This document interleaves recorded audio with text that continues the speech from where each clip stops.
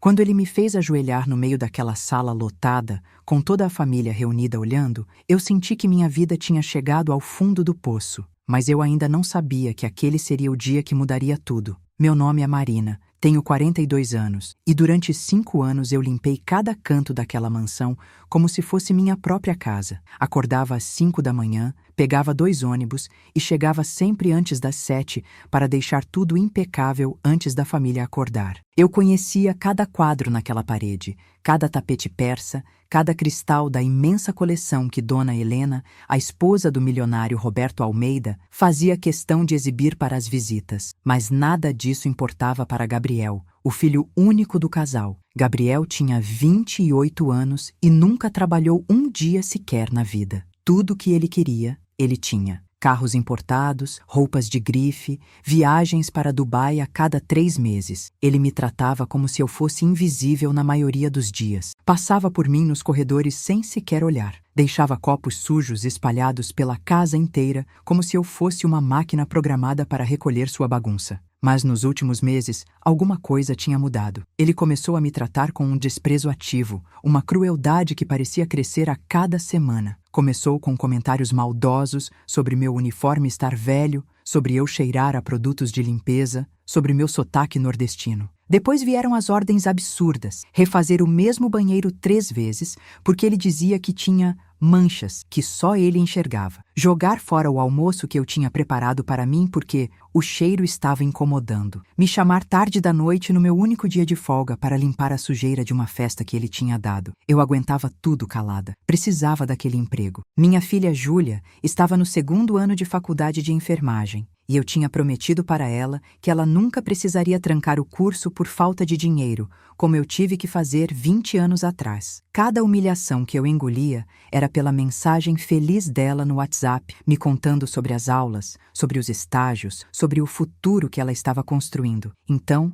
eu abaixava a cabeça, mordia a língua e continuava limpando. Dona Helena, a mãe dele, sempre foi educada comigo, distante, mas educada. Ela nunca me chamava pelo nome. Sempre era, você pode fazer isso, ou, por favor, cuide daquilo. Mas pelo menos era com respeito. Seu Roberto, o marido dela, eu via pouco. Ele vivia viajando a trabalho, cuidando dos negócios da família. Uma rede de hotéis, fábricas, não sei ao certo. Só sei que tinha dinheiro de sobra. Naquela sexta-feira, quando cheguei pela manhã, a casa estava em polvorosa. Dona Carmen, a cozinheira que trabalhava lá há 15 anos, me avisou com aquele olhar cansado que conhecia bem. A família toda estava vindo para o jantar de aniversário do seu Roberto. Irmãos dele, sobrinhos, primos distantes, mais de 50 pessoas. Meu estômago revirou. Isso significava trabalho dobrado, triplo. Significava ficar até tarde, servir, limpar, aguentar olhares de julgamento daquela gente toda que vivia num mundo completamente diferente do meu.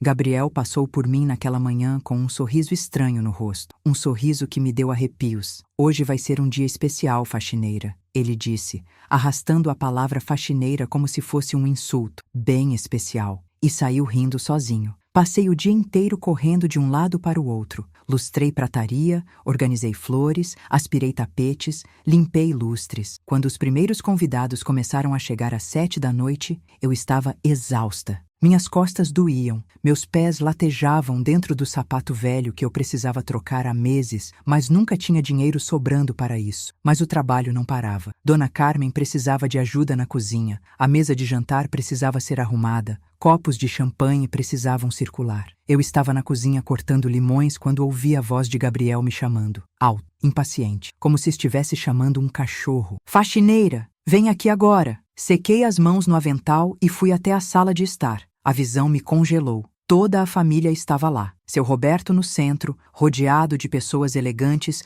com taças de vinho na mão, todos conversando, rindo. Dona Helena estava sentada num sofá ao lado de uma senhora que devia ser irmã do seu Roberto. E Gabriel estava em pé, no meio da sala, com um balde de água suja na mão. Meu balde. O que eu tinha usado para limpar o chão da cozinha horas atrás. Meu coração começou a bater mais rápido. Vem cá, ele ordenou. Senti todos os olhares se virarem para mim. O silêncio caiu sobre a sala. Aquelas pessoas pararam de conversar para me observar. Caminhei até ele com as pernas tremendo. Você limpou o chão da sala hoje? Ele perguntou, fingindo uma seriedade exagerada. Limpei sim, senhor Gabriel, respondi baixo. Tá limpo? Ele insistiu. Está sim, senhor. Ele olhou para os convidados com um sorriso largo. Então me mostra. Ajoelha aí e me mostra como ficou limpo. Por um segundo, achei que tinha ouvido errado. Meus ouvidos zumbiram. Ajoelhar? Na frente de toda aquela gente? Desculpa, senhor Gabriel. Eu não entendi. Tentei. Ajoelha, ele repetiu. Dessa vez sem o sorriso. Frio, duro. Quero ver você checando se o chão tá limpo de verdade. Ou você não tem orgulho do seu trabalho?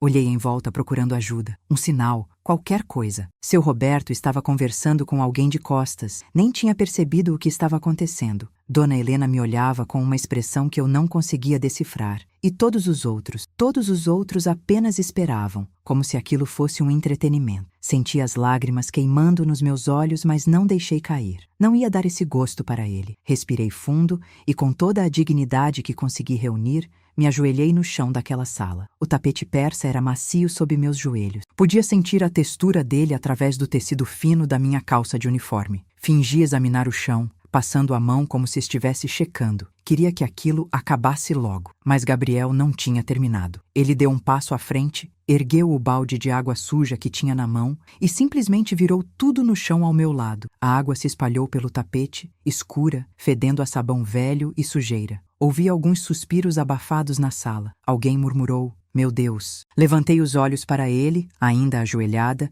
e vi o prazer estampado no rosto dele. Ele estava adorando aquilo. "Olha só que bagunça!" Ele disse alto para todos ouvirem. "É assim que você trabalha? Deixando água suja espalhada? Que faxineira inútil!" A palavra inútil ecoou pela sala silenciosa. Senti algo quebrar dentro de mim. Não era só a humilhação. Era a injustiça. Era a crueldade gratuita. Era ele sabendo que eu não podia reagir, que eu precisava daquele emprego, que eu estava ali indefesa. As lágrimas finalmente desceram.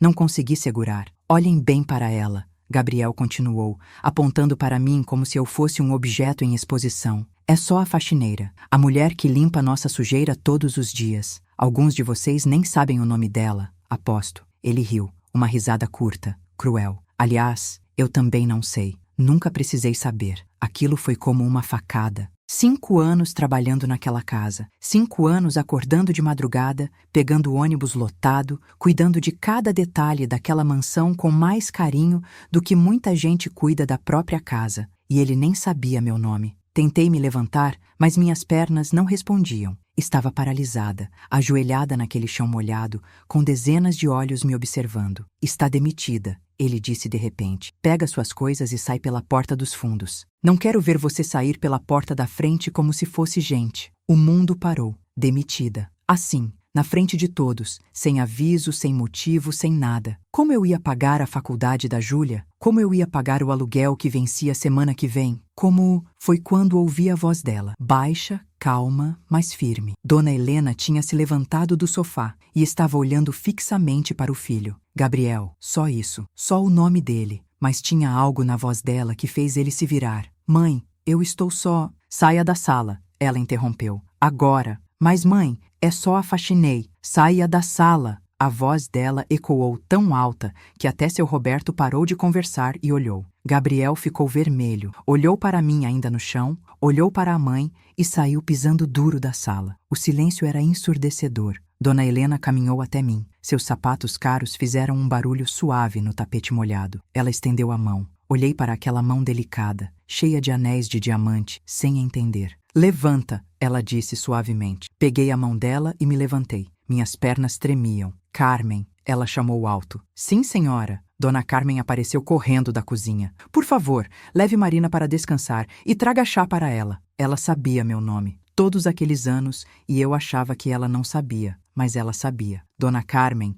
me guiou para fora da sala, sob os olhares curiosos de todos os convidados. Quando estávamos quase na porta, ouvi a voz de Dona Helena, baixa, quase um sussurro, mas que chegou clara aos meus ouvidos. Ela estava bem atrás de mim. Inclinou-se levemente e murmurou só para eu ouvir. "Calma, você ainda vai rir por último." Não entendi nada. Minha cabeça estava zonza, meu coração disparado, minhas roupas molhadas da água suja. Dona Carmen me levou para os fundos, para o quartinho onde guardávamos nossos pertences. Ela trouxe uma toalha, me fez sentar, preparou o chá que Dona Helena tinha pedido. "Esse menino é o diabo", ela murmurou enquanto mexia o açúcar na minha xícara. Sempre foi mimado, mas nos últimos meses piorou muito, muito mesmo. Tomei o chá em silêncio. Ainda conseguia ouvir o burburinho da festa na sala de estar. Riso, conversas, música suave, como se nada tivesse acontecido, como se minha vida não tivesse acabado de desmoronar. Dona Carmen, perguntei com a voz quebrada, você acha que a senhora Helena vai me manter no emprego? Ela suspirou fundo.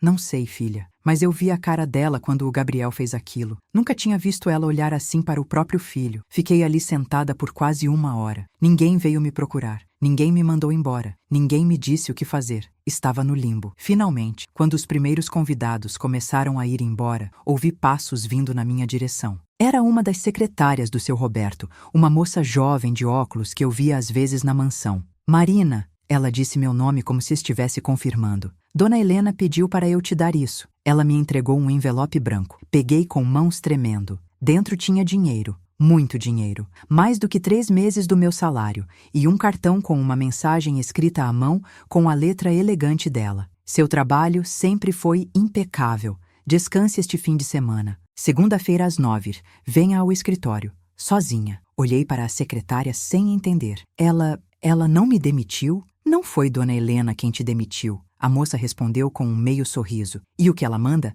vale mais do que qualquer birra do Gabriel. Saí daquela mansão pela porta dos fundos como Gabriel tinha ordenado, mas dessa vez era diferente. Tinha o envelope apertado contra o peito, tinha aquela frase ecoando na minha cabeça. Você ainda vai rir por último. E tinha um encontro marcado para segunda-feira que eu não fazia ideia do que significava. No ônibus de volta para casa, ainda com o uniforme úmido e cheirando a água suja, olhei pela janela para as luzes da cidade e senti algo estranho crescendo dentro de mim. Não era esperança exatamente, era curiosidade. O que Dona Helena queria comigo? Por que ela tinha me defendido? Por que aquela frase enigmática? Cheguei em casa quase meia-noite. Júlia estava acordada estudando para uma prova. Quando me viu, largou tudo e correu para me abraçar. Mãe, você tá bem? Tá com cara de quem chorou. Abracei minha filha e desabei. Contei tudo. A humilhação, o balde, a demissão, a intervenção de Dona Helena, o envelope misterioso, o encontro de segunda. Ela me ouviu em silêncio, segurando minha mão. Mãe, ela disse quando terminei, você é a pessoa mais forte que eu conheço. Qualquer coisa que essa mulher queira te falar segunda, você aguenta. Você sempre aguenta. Mas pela primeira vez em muito tempo, eu não queria só aguentar. Eu queria entender. Passei o fim de semana inteiro numa ansiedade louca. Sábado e domingo se arrastaram como nunca. Revi a cena na sala de estar umas 1000 vezes na minha cabeça. Tentei entender o olhar de Dona Helena. Aquele, você ainda vai rir por último, não saía dos meus pensamentos. O que ela quis dizer? Como eu ia rir por último se tinha acabado de ser humilhada na frente de 50 pessoas? Segunda-feira amanheceu com um céu cinza que ameaçava chuva. Me arrumei com cuidado, coloquei meu uniforme limpo, prendi o cabelo. Peguei os mesmos 2 ônibus de sempre, mas dessa vez meu coração batia diferente. Cheguei na mansão exatamente às 9 horas. Toquei a campainha da entrada principal. Nunca tinha feito isso antes. Sempre entrava pelos fundos. A empregada nova que tinham contratado mês passado abriu a porta. Dona Helena tá te esperando no escritório, ela disse com um olhar curioso. Caminhei pelos corredores que conhecia tão bem,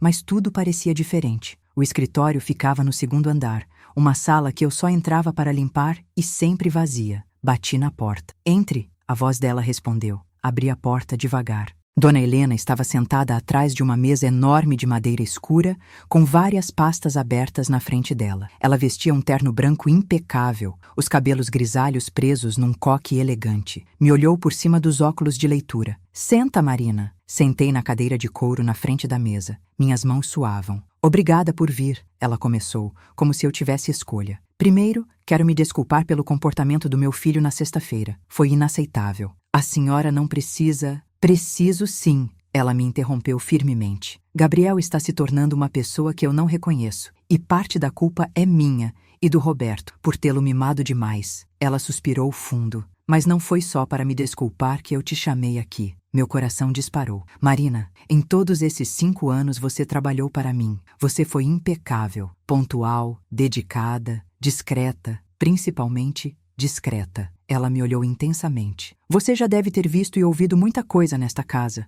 Não sabia o que dizer. Era verdade. Ao longo dos anos, sem querer, tinha ouvido discussões, visto documentos deixados em cima de mesas, presenciado conversas telefônicas, mas nunca comentei nada com ninguém. Eu preciso te fazer uma pergunta, ela continuou, e preciso que você seja completamente honesta comigo. Você sabe por que Gabriel mudou tanto nos últimos meses? Por que ele ficou tão cruel? Pensei cuidadosamente antes de responder. Não sei ao certo, senhora, mas notei que ele parece mais ansioso, mais irritado, principalmente depois que o Sr. Roberto falou em vender alguns negócios da família. Os olhos dela brilharam. Você ouviu isso? Ouvi sem querer, senhora. Alguns meses atrás, quando estava limpando o corredor perto da sala de estar, a porta estava entreaberta. E o que mais você ouviu? A pergunta veio rápida, afiada. Hesitei. Isso parecia uma armadilha. Mas ela tinha me pedido honestidade. Se você já passou por algo parecido, se já foi humilhado no trabalho por alguém que achava que era melhor que você,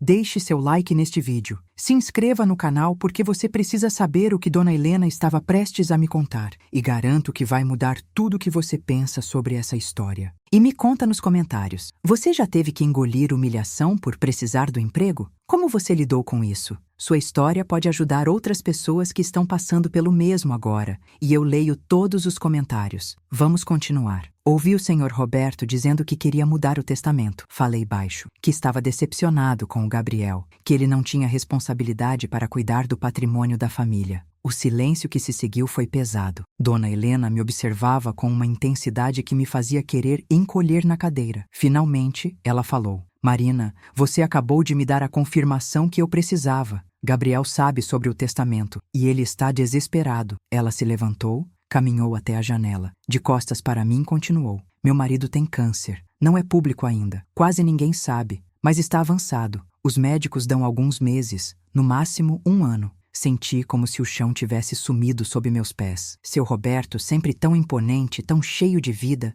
Gabriel descobriu sobre a doença e sobre a mudança no testamento. Ela continuou. Roberto estava planejando deixar a maior parte da herança para instituições de caridade. Uma parte menor, dividida entre mim e Gabriel, mas com a condição de que Gabriel prove que pode administrar os negócios de forma responsável antes de receber qualquer coisa. Ela se virou para mim. E sabe o que meu filho fez? Em vez de amadurecer, de mostrar para o pai que pode ser melhor, ele está tentando me convencer a influenciar Roberto a mudar de ideia. E quando viu que eu não vou fazer isso, ela fez uma pausa. Ele começou a investigar, a procurar formas de me incriminar em algo, qualquer coisa que possa usar contra mim para me forçar a ajudá-lo. Minha cabeça girava tentando processar tudo aquilo. O que isso tinha a ver comigo? Marina, eu trouxe você aqui porque preciso da sua ajuda. Ela voltou para a mesa, abriu uma das pastas. Gabriel contratou um investigador particular mês passado. Esse investigador tem vasculhado toda a minha vida, procurando escândalos, traições, qualquer coisa.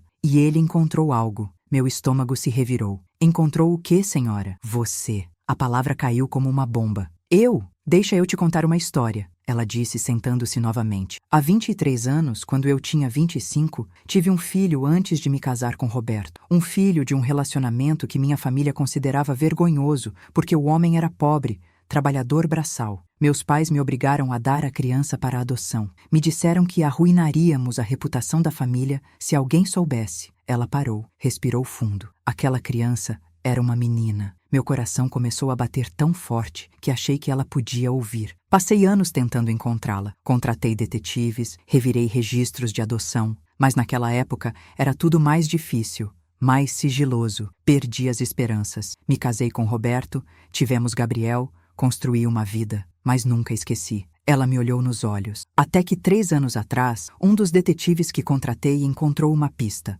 Uma mulher da idade certa, adotada na cidade certa, na data certa, com uma marca de nascença muito específica no ombro esquerdo. A mesma marca que minha filha tinha. Instintivamente, minha mão voou para o ombro esquerdo. Sob o uniforme, sob a blusa, eu tinha uma marca de nascença que sempre achei estranha. Uma mancha em formato de meia-lua, cor de vinho. Quando você veio fazer a entrevista para a vaga de faxineira, há 5 anos, ela continuou, a voz tremendo levemente. Eu sabia quem você era. Vi a marca quando você trocou de roupa no vestiário naquele dia. A porta estava entreaberta. Eu tinha vindo verificar pessoalmente. As lágrimas começaram a rolar pelo meu rosto sem que eu percebesse. Não podia ser verdade. Não podia. Eu te contratei na hora. ela disse, mas não podia te contar a verdade. Roberto não sabe sobre aquela filha. Se soubesse, divorciaria de mim. Ele é um homem de princípios rígidos. Não perdoaria o fato de eu ter escondido isso dele durante todos esses anos de casamento. E Gabriel destruiria você só por diversão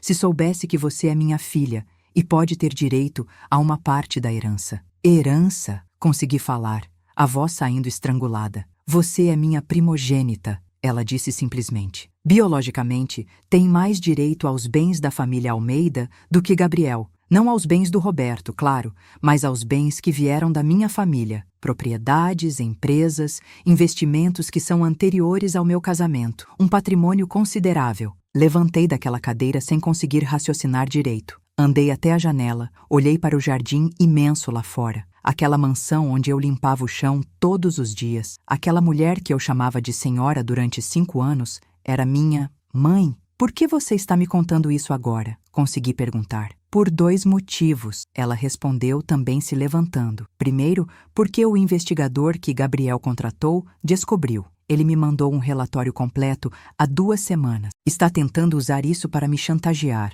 para me forçar a convencer Roberto a não mudar o testamento. Mas o idiota não sabe que eu já sabia. E não sabe que eu tenho uma cópia de todos os documentos que ele conseguiu. Ela abriu outra pasta. Segundo, porque depois de sexta-feira, depois de ver meu filho te humilhar daquele jeito, de ver a pessoa que você se tornou, trabalhadora, digna, honesta, eu percebi que não posso mais continuar escondendo. Não de você. Peguei a pasta que ela me oferecia com mãos tremendo. Dentro tinha documentos de adoção, certidões, fotos de uma bebê que devia ser eu, relatórios de investigação, laudos de DNA que ela tinha feito secretamente usando cabelos que eu tinha deixado em escovas ao longo dos anos. Tudo estava ali, preto no branco, científico, indiscutível. Isso significa, tentei processar, isso significa que Gabriel é meu meio-irmão. Sim, e ele me humilhou, me fez ajoelhar, me demitiu, sem saber quem você realmente é. Sim. A raiva começou a queimar no meu peito. Uma raiva diferente de tudo que já tinha sentido. E você deixou, falei, virando para encará-la. Durante 5 anos você me viu limpando esta casa, sendo tratada como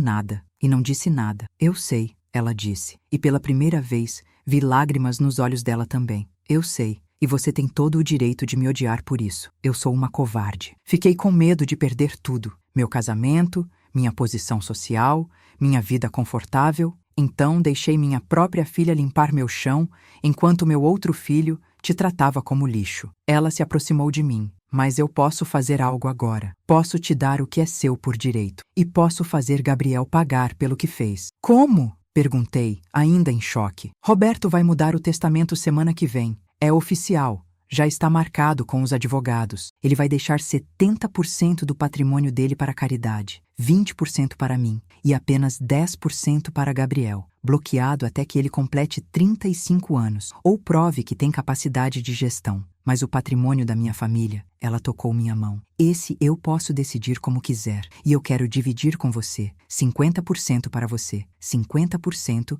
para Gabriel. Ele vai me matar, falei sem pensar. Ela sorriu. Um sorriso frio. Ele vai ter que te respeitar e vai ter que trabalhar pela primeira vez na vida, porque sem o dinheiro do Roberto para bancar sua vida de luxo e com apenas metade do meu patrimônio, ele vai precisar aprender o que é ralar, como você sempre soube. Sentei novamente, as pernas fracas. Eu tenho uma filha, falei. Júlia, ela está na faculdade. Ela é tudo para mim. Eu sei, Dona Helena disse suavemente. Eu sei o nome dela. Sei que estuda enfermagem. Sei que você trabalha até o osso para dar uma vida melhor para ela, assim como eu deveria ter feito por você. E se eu não quiser nada disso? Perguntei. Se eu só quiser ir embora, esquecer tudo isso? Você pode. Não vou te forçar a nada. Mas pensa bem, Marina. Você passou a vida inteira lutando, sofrendo, sendo pisoteada. Tem uma chance agora não só de ter segurança financeira, não só de garantir o futuro da sua filha, mas de fazer justiça. Gabriel te humilhou porque achava que você era inferior.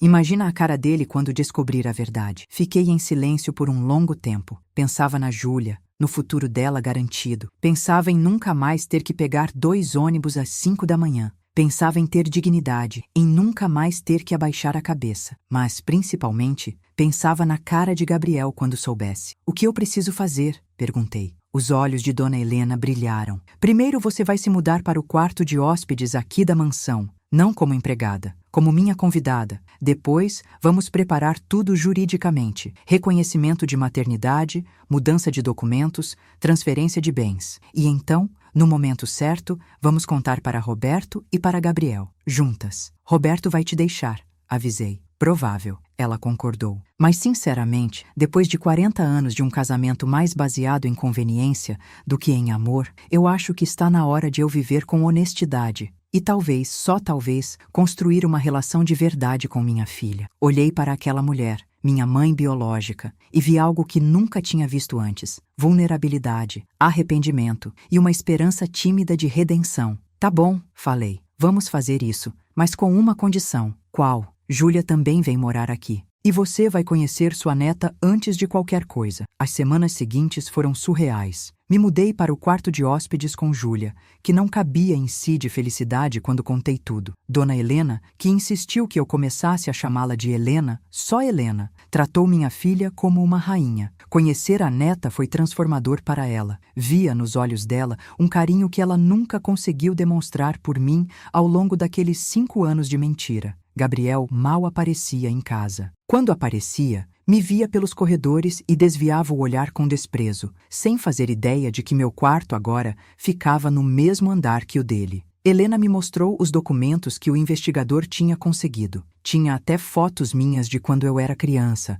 na família que me adotou. Pais humildes, gente boa que tinha me criado com amor, até eu perder os dois num acidente quando tinha 18 anos. Depois disso, foi trabalhar, sobreviver, engravidar da Júlia, ser abandonada pelo pai dela e lutar sozinha, sempre sozinha. Você é mais forte do que eu jamais fui, Helena me disse uma noite enquanto tomávamos vinho na varanda. Aquilo era tão estranho. Estar ali como igual, não como empregada. Você construiu uma vida com dignidade mesmo sem nada. Eu tive tudo e ainda assim fui covarde. Nunca é tarde para mudar, respondi, e acreditava nisso. Via ela tentando, conhecendo Júlia, conhecendo verdadeiramente a mim. Descobrindo que perdeu 23 anos de minha vida por medo. O dia da mudança oficial do testamento de Roberto chegou. Ele fez tudo sem cerimônia, com os advogados no escritório dele na empresa. Quando voltou para casa naquela noite, chamou Gabriel para uma conversa particular. Ouvimos os gritos dele do outro lado da casa. 10%? Só isso?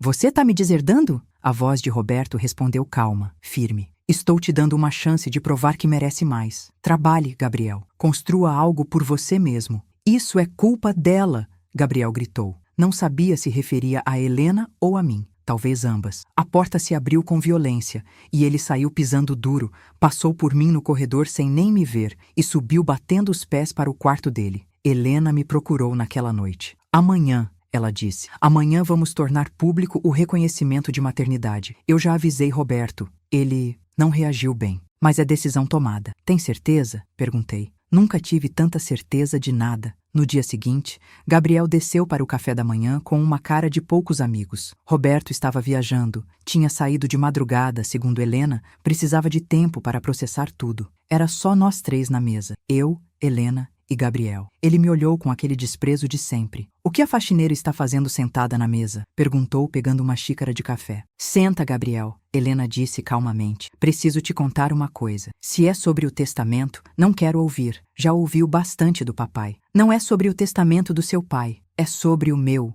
Isso chamou a atenção dele. Ele sentou, ainda me lançando olhares irritado. Você sabe que tem um patrimônio considerável que veio da minha família, independente do seu pai. Helena começou. Sei. E? Vou dividir esse patrimônio. Metade para você, metade para sua irmã. Gabriel riu. Que irmã? Você pirou? Marina é minha filha, sua meia-irmã. O silêncio que se seguiu foi absoluto. Vi o rosto dele passando por vários estágios. Confusão, incredulidade, raiva. Isso é uma piada, ele finalmente disse. Não é piada, Helena respondeu, deslizando os documentos pela mesa. Tive ela antes de me casar com seu pai. Fui forçada a dar para a adoção. Encontrei ela há 5 anos e a trouxe para perto de mim da única forma que consegui na época, como funcionária. Gabriel pegou os documentos com mãos trêmulas. Leu, releu, olhou para mim como se estivesse me vendo pela primeira vez. Você, ele começou, a voz sumindo. Você é sua irmã, completei. A faxineira inútil que você fez ajoelhar na frente de 50 pessoas é sua irmã. Vi o momento exato em que caiu a ficha, o momento em que ele percebeu tudo, as humilhações, os insultos, a demissão pública e, principalmente, percebeu que metade da herança da mãe, herança que ele achava que seria só dele, agora seria minha. Não! Ele gritou, levantando da cadeira tão rápido que ela caiu para trás. Isso não pode ser verdade! Ela está inventando isso para roubar meu dinheiro. Os testes de DNA não mentem, Helena disse calmamente. E os advogados já prepararam toda a documentação. É oficial. Marina é minha filha, reconhecida legalmente, e como tal, tem direito a metade do que é meu. Gabriel olhou para mim com tanto ódio que achei que fosse me atacar. Você planejou isso, ele cuspiu. Entrou nesta casa, se fingiu de santinha, de coitada, tudo para dar esse golpe. Eu não sabia de nada até semana passada, respondi, minha voz saindo mais firme do que esperava. Passei 5 anos limpando esta casa, sendo humilhada por você, sem fazer ideia de quem eu era. Mas agora sei.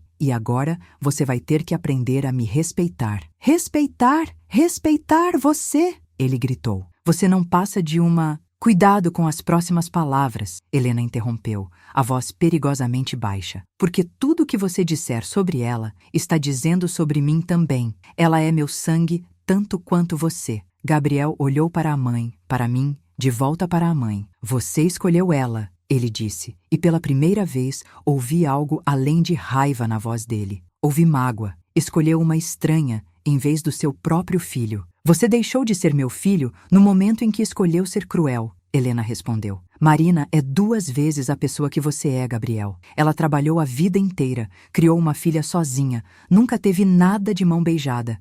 E ainda assim manteve dignidade, honestidade, compaixão. Coisas que tentei te ensinar e falhei miseravelmente. Isso não acabou, ele disse, pegando as chaves do carro. Vou processar. Vou provar que isso é fraude. Vou. Vai fazer o quê? Perguntei, levantando também. Estava cansada de ter medo dele. Vai me humilhar de novo? Vai me fazer ajoelhar? Pode tentar. Mas agora não sou mais a faxineira vulnerável que precisa do emprego. Sou sua irmã, sou herdeira legítima e tenho os mesmos direitos que você. Ele me olhou com ódio puro, mas por baixo do ódio, eu via medo. Ele estava com medo. Medo de perder o controle. Medo de não ser mais o centro de tudo. Medo de ter que trabalhar, de ter que provar seu valor. Você vai pagar por isso, ele disse baixo. Não sei como, mas vai. E saiu, batendo a porta com tanta força que os quadros na parede tremeram. Helena suspirou, de repente parecendo 10 anos mais velha. Desculpa, ela disse, por tudo, por ter criado ele assim,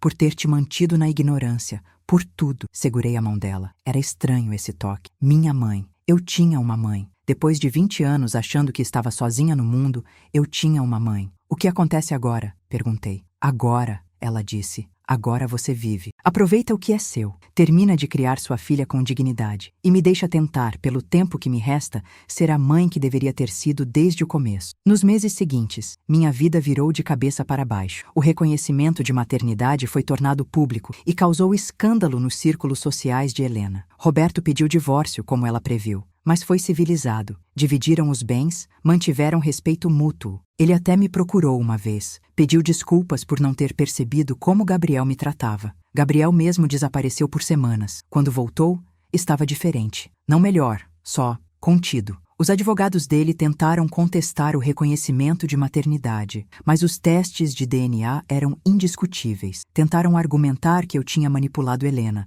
mas não tinha como provar. Eu realmente não sabia de nada até que ela me contasse. Júlia se formou em enfermagem com honras. Na formatura, Helena estava lá, sentada ao meu lado, chorando de orgulho pela neta. Era estranho e maravilhoso ao mesmo tempo. Peguei parte da herança e abri uma ONG para ajudar mulheres em situação de vulnerabilidade a conseguir emprego e capacitação. Chamei de dignidade, porque foi o que quase perdi e consegui recuperar. Gabriel tentou sabotar, espalhou rumores, mas não colou. Helena usou os contatos dela para me ajudar a estabelecer a ONG. Apresentou gente influente. Abriu portas. Era a forma dela de se redimir, eu sabia. E eu aceitava. 1 ano depois daquele café da manhã tenso, Roberto faleceu. O câncer levou ele mais rápido do que os médicos previram. No funeral, Gabriel apareceu de preto, composto, o filho perfeito de luto. Me ignorou completamente. Mas quando estávamos saindo do cemitério, ele se aproximou.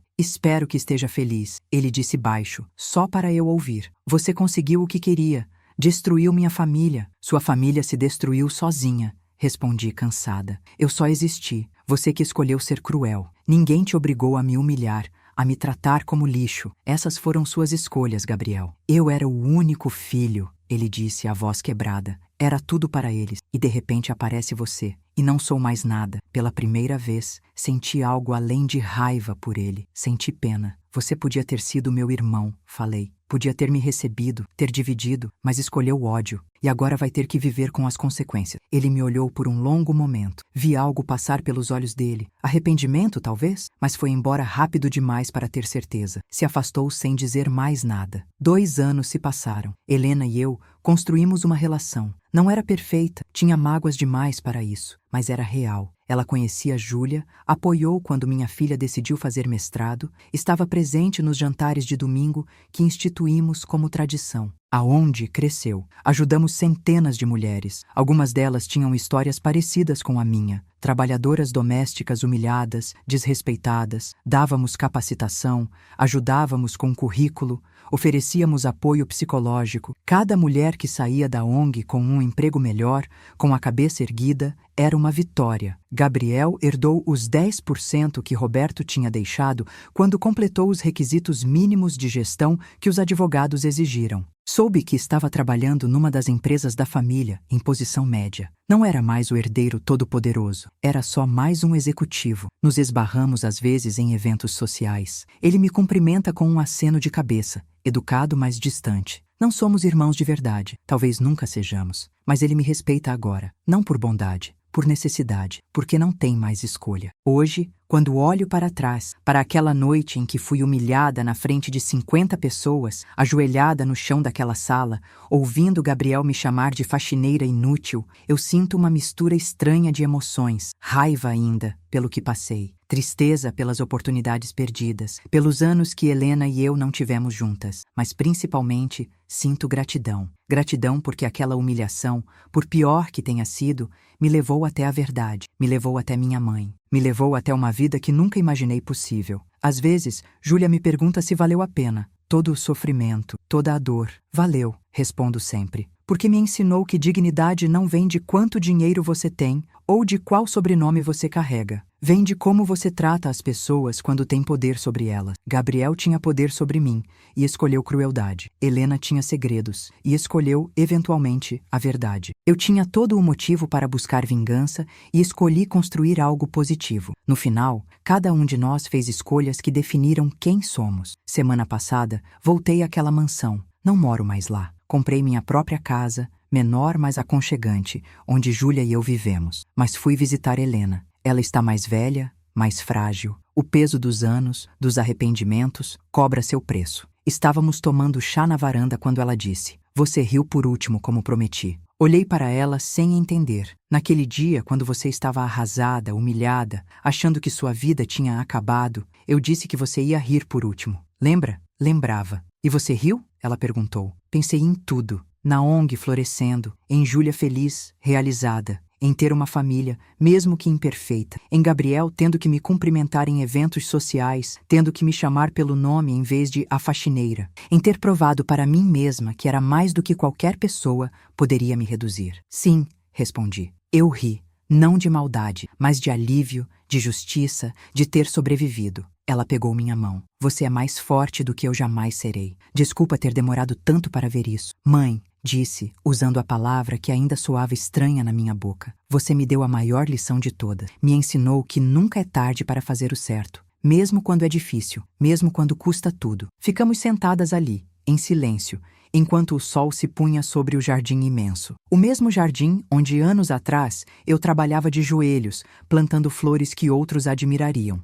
Agora eu admirava essas flores sentada numa cadeira confortável, tomando chá em porcelana fina, ao lado da minha mãe. A vida é estranha assim. Você nunca sabe quando o seu pior dia vai ser, na verdade, o começo de algo melhor. Quando a humilhação vai ser o catalisador da transformação. Quando ajoelhar no chão vai te ensinar a finalmente ficar de pé. Essa história me ensinou que ninguém, absolutamente ninguém, tem o direito de nos diminuir. Não importa quanto dinheiro eles tenham ou qual posição social ocupem. A dignidade não está em nunca cair, mas em como você se levanta depois. Se você chegou até aqui nessa história, deixe seu like para que mais pessoas vejam que a justiça existe, mesmo quando demora. Se inscreva no canal porque todo dia eu trago histórias reais de superação, de pessoas que não abaixaram a cabeça mesmo quando o mundo inteiro esperava isso delas. E me conta nos comentários, você já passou por uma situação em que foi subestimado ou humilhado e conseguiu dar a volta por cima? Como foi? Sua história pode inspirar milhares de pessoas que nos assistem e que talvez estejam passando pelo pior momento da vida delas agora, achando que não existe saída. Existe. Sempre existe. E às vezes, quando você acha que perdeu tudo, é exatamente quando está prestes a ganhar o que sempre mereceu. Obrigada por assistir até o final. Nos vemos no próximo vídeo. E lembra, mantenha sua dignidade sempre, porque ela é a única coisa que ninguém pode tirar de você, a menos que você permita.